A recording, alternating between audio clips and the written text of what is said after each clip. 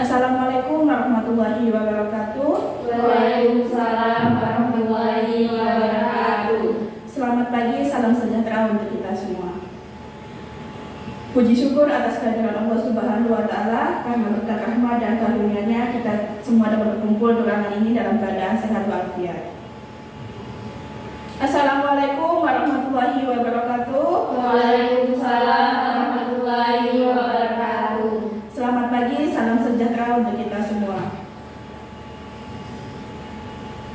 Puji syukur atas kehadiran Allah Subhanahu wa Ta'ala, atas rahmat dan karunia-Nya kita dapat berkumpul bersama di ruangan ini untuk menyaksikan seminar proposal mahasiswa program studi sastra Indonesia Fakultas Keguruan dan Ilmu Pendidikan Universitas Jambi atas nama Serni Yuwana. Sebelumnya perkenalkan, nama saya Aprilia Srimuningsih. Di sini saya sebagai moderator seminar proposal di pagi hari ini. Yang terhormat Ibu Hernanda SPD MA PhD selaku dosen pembimbing pertama.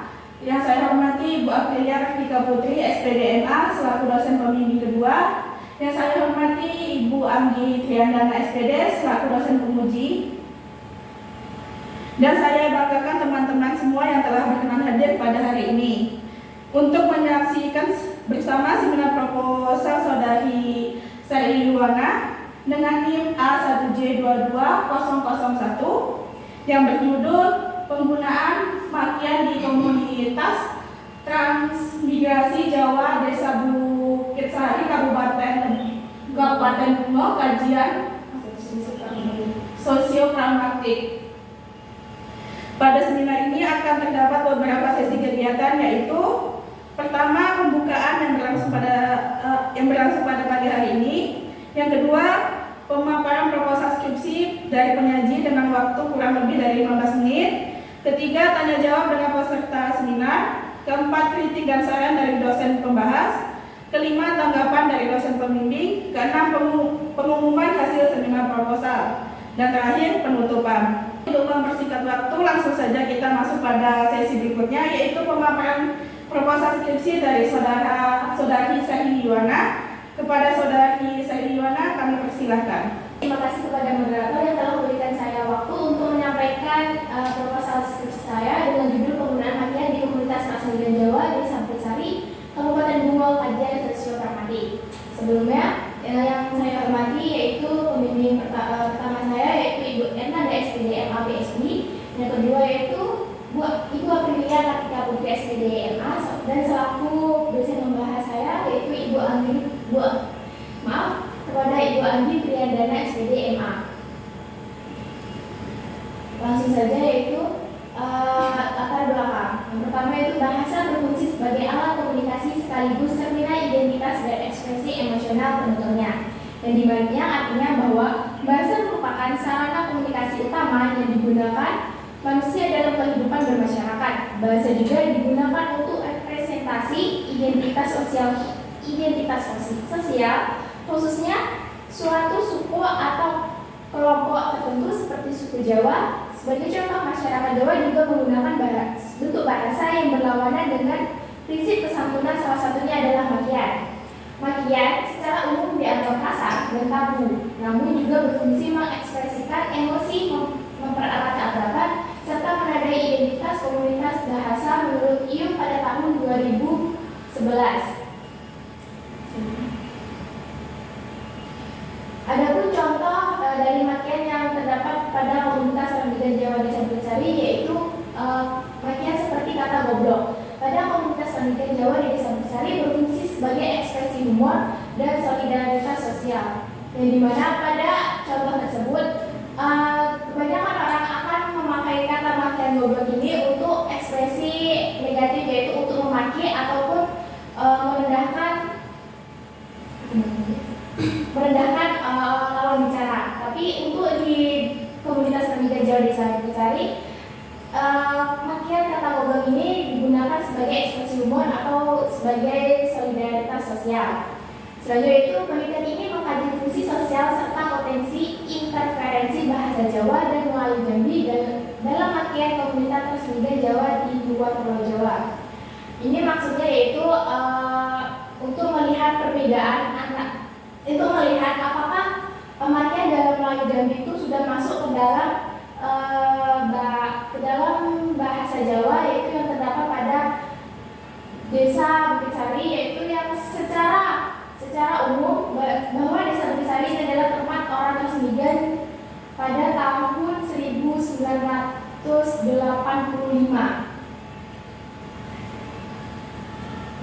Yang selanjutnya itu ada batasan masalah. Penelitian ini dibatasi pada penggunaan makian dalam komunitas Transmigran Jawa di Desa Bukitsari dengan fokus pada bentuk, jenis, konteks, dan fungsi sosialnya. Saya itu rumusan masalah yang pertama, apa saja bentuk yang digunakan dalam makian oleh Transmigran Jawa di Desa Bukitsari. Yang kedua, apa saja jenis-jenis makian berdasarkan klasifikasi yang ditentukan oleh Transmigran Jawa di Desa Bukitsari. Yang ketiga, bagaimana konteks makian yang digunakan oleh Transmigran Jawa di Desa Bukitsari. Dan yang terakhir yaitu apa fungsi sosial dari makian yang ditentukan oleh Transmigran Jawa di Desa Bukitsari. Selanjutnya itu tujuan penelitian. Yang pertama, mengidentifikasi bentuk yang digunakan dalam makian oleh Transmigran Jawa di Desa Bukitsari. Yang kedua, mengklasifikasikan jenis makian berdasarkan klasifikasi yang ditentukan oleh Transmigran Jawa di Desa Bukitsari. Yang ketiga, mendeskripsikan konteks makian yang digunakan oleh Transmigran Jawa di Desa Bukitsari.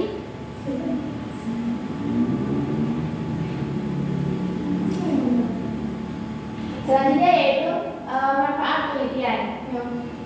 Pada PPT saya terdapat dua, yaitu yang pertama manfaat secara teoritis. Penelitian ini diharapkan dapat memberikan manfaat untuk mengetahui berbagai bentuk makian, jenis-jenis makian, serta memberikan gambaran mengenai konteks kemunculan makian dan fungsi sosial yang melatar belakangi penggunaannya dalam tuturan komunitas Transmigran Jawa di Desa Bukitsari dengan sudut pandang sosiopragmatik. Selain manfaat teoritis, ada juga manfaat praktis, yaitu penelitian ini diharapkan bermanfaat untuk dijadikan sebagai bahan rujukan dan perbandingan untuk penelitian-penelitian selanjutnya bidang yang sama. Hasil penelitian ini bisa dijadikan bahan pembelajaran tambahan dalam mata kuliah sosial linguistik atau pragmatik, khususnya yang membahas fenomena bahasa di ranah masyarakat lokal. Penelitian ini juga bermanfaat untuk melestarikan dan mendokumentasikan bentuk-bentuk bahasa Jawa, terutama variasi makian. Saya itu kajian teoritis. Yang pertama itu ada sosiopragmatik. Sosiopragmatik dapat dipahami sebagai bidang kajian yang bersifat multidisipliner karena memadukan konsep-konsep dari sosiolinguistik dan pragmatik. Menurut Gunawan pada tahun 1994, sosiopragmatik merupakan kajian berfokus pada language use atau penggunaan bahasa dalam kehidupan masyarakat, bukan sekadar language usage. Selanjutnya yaitu ada makian. Menurut McHenry pada tahun 2006 berpendapat bahwa makian umumnya dipandang sebagai bentuk penggunaan bahasa yang buruk serta sering dianggap sebagai figur linguistik yang tidak penting dan bahkan merusak bahasa. Selanjutnya yaitu ada konteks. Konteks adalah ihwal siapa yang mengatakan kepada siapa, tempat dan waktu diujarkan suatu kalimat, anggapan-anggapan mengenai yang terlibat di dalam tindakan mengutarakan kalimat, yaitu menurut Prayitna pada tahun 2017. Selanjutnya itu ada fungsi sosial. Menurut Anderson dan Transgill pada tahun 1992, Saptomo pada tahun 2014, dan Mutawakilah DKK pada tahun 2025, fungsi umpatan dapat dibedakan menjadi 7. Makian sebagai sarana untuk mengungkapkan rasa marah atau kesal, menyesal, heran, menghina, keakraban atau intim, penanda status atau identitas sosial, dan identitas penutur. Selanjutnya yaitu penelitian relevan. Penelitian relevan yang saya ambil ada 3. Yang pertama yaitu ada penelitian yang dilakukan oleh Maria Bonivar pada tahun 2016 dengan judul ungkapan makian dalam bahasa Melayu Bengkulu. Yang kedua itu ada Kurniawan DKK pada tahun 2017 dengan judul kekerasan verbal dalam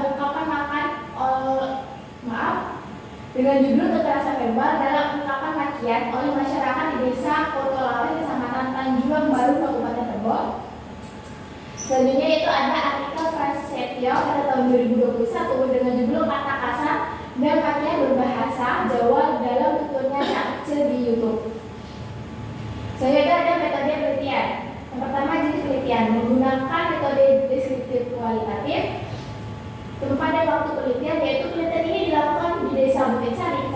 menit, waktu tidak lebih dari 1 bulan. Selanjutnya ada data dan sumber data. Data dalam berarti ini tuturan masyarakat setempat. Sumber data berasal dari masyarakat di desa Bukit Sari. Teknik pengumpulan yaitu ada observasi, teknik rekam, dan teknik cetak.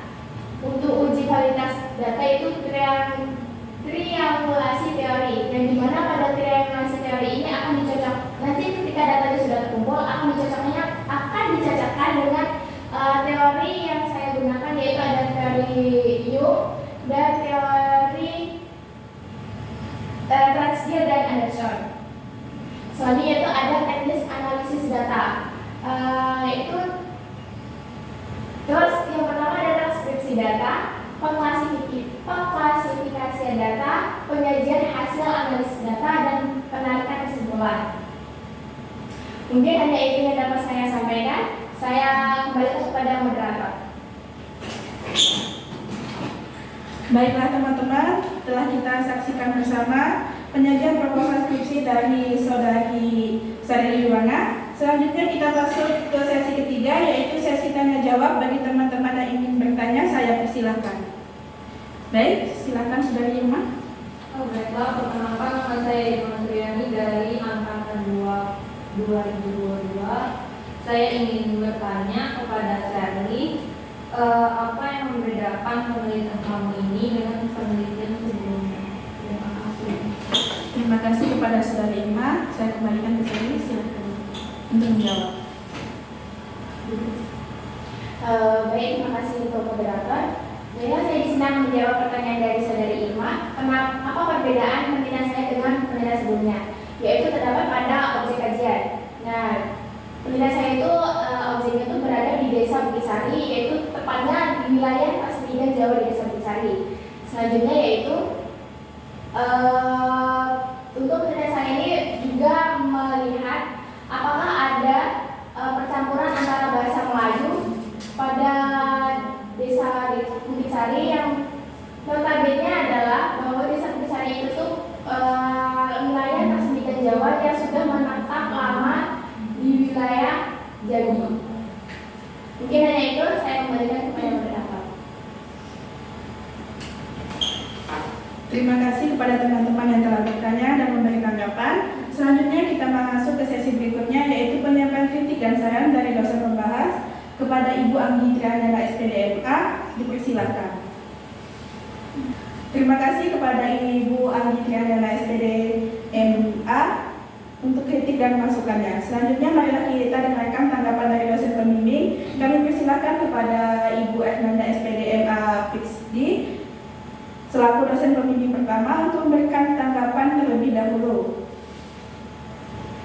Saya ucapkan terima kasih kepada Ibu Ernanda SPDMA PhD. Selanjutnya yaitu kami persilakan kepada Ibu Aprilia Kartika Putri SPDMA untuk memberi tanggapannya selaku dosen pembimbing kedua. Saya ucapkan terima kasih kepada Ibu Kartika Putri SPDMA selaku dosen pembimbing kedua yang telah memberi tanggapan untuk Saudari Sari Yuwana.